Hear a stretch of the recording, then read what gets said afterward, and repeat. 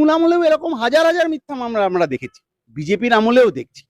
ভয়ের জুজু, ওই ভয়ের জুজু দিয়ে ভোট পড়ছে। আর রাস্তার লড়াইতে বামপন্থীরা রাস্তায় থেকে প্রমাণ করেছে যে কারা আসলে এই পশ্চিমবাংলার বিরোধী। শতরূপ ঘোষ কয়েকদিন আগেই দমদম একটি সভা থেকেই হকারদের সমর্থনে, হকারদের পুনর্বাসনের দাবিতেই একটি মিছিল সভা হয়েছিল। তিনি সন্দেহ প্রকাশ করেছিলেন যে আমরা চুরি দুর্নীতির দায়ে হয়তো জেলে যাব না, সেটা সম্ভব নয়, কিন্তু এই বুলডোজার আটকাতে গিয়ে আমাদের জেলে যেতে হতে পারে, আর আমরা জেলে যেতেও রাজি। তারপরে সৃজন গ্রেপ্তার। হ্যাঁ, বুলডোজার আটকাতে গিয়ে, গরিব মানুষের পাশে দাঁড়াতে গিয়ে, বিভাজনের রাজনীতি রুখতে গিয়ে এই বিজেপি শাসনে বারংবার বামপন্থীদের জেলে যেতে হবে, কোনো অসুবিধা নেই। কিন্তু এরকম গোটা পৃথিবীতে জেল তৈরি হবে না, গোটা পশ্চিমবাংলাতে বিজেপি এরকম জেল তৈরি করে রাখতে পারবে না যেখানে বামপন্থীদেরকে আটকে রাখা যাবে। একটা মামলায় অ্যারেস্ট হবে, জেল খাটতে হবে, আবার বেরিয়ে এসে আরেক মামলায় জেল খাটতে হবে। তৃণমূল আমলেও এরকম হাজার হাজার মিথ্যা মামলা আমরা দেখেছি, বিজেপির আমলেও দেখছি।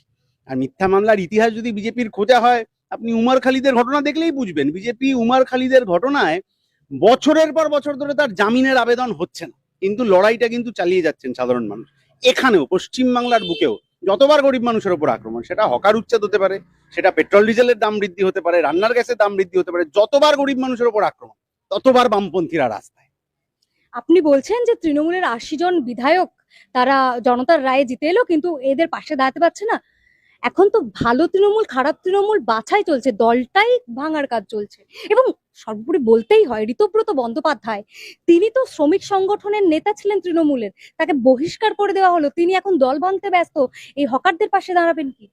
কে হকারদের পাশে দাঁড়াবে? তৃণমূল। ওরা কোনোদিন সাধারণ মানুষের পাশে দাঁড়িয়েছে নাকি? খালি এই ভয়ের জুজু, ওই ভয়ের জুজু দিয়ে ভোট জিততো। একটা ভোট হেরেছে। কাটমানিটা কোথায় ঠিক আসবে না আসবে এর হিসেব করতে করতে অর্ধেক তৃণমূল দলটা উঠে গেল।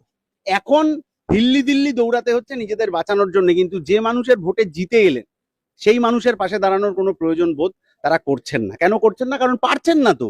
ক্ষমতার বাইরে থেকে কিভাবে রাজনীতি করতে হয় এরা তৃণমূল জানে না, সেই কারণে ওরা নিজেদের মধ্যে ভাগ বাটোয়ারা করছে। আর এইসব ভালো তৃণমূল খারাপ তৃণমূলের উদাহরণ আমার রাজ্যের মুখ্যমন্ত্রী স্বয়ং নিজে আছেন। অনেকের আগে অনেক দূরবর্তী জিনিস ভালো করে দেখে উনি ভালো তৃণমূল হিসেবে বিজেপিতে জয়েন করে গেছিলেন, আজকে রাজ্যের মুখ্যমন্ত্রী হয়ে গেছে। বাকিরাও লাইনে আছেন, কে ভালো কে খারাপ হবে। একনাথ শিন্ডে মডেলের মতো করে পশ্চিমবাংলায় ওই মডেলটা কপি করা হবে। আর বিরোধী দল আসলে রাজ্য সরকারের ঘরের ওই টিয়া পাখি হবে, কি ওইসব অন্য কোনো পাখি হবে যাকে একটু একটু করে ছোলা দেবে রাজ্য সরকার, আর তারা ওইটা খেতে থাকবে।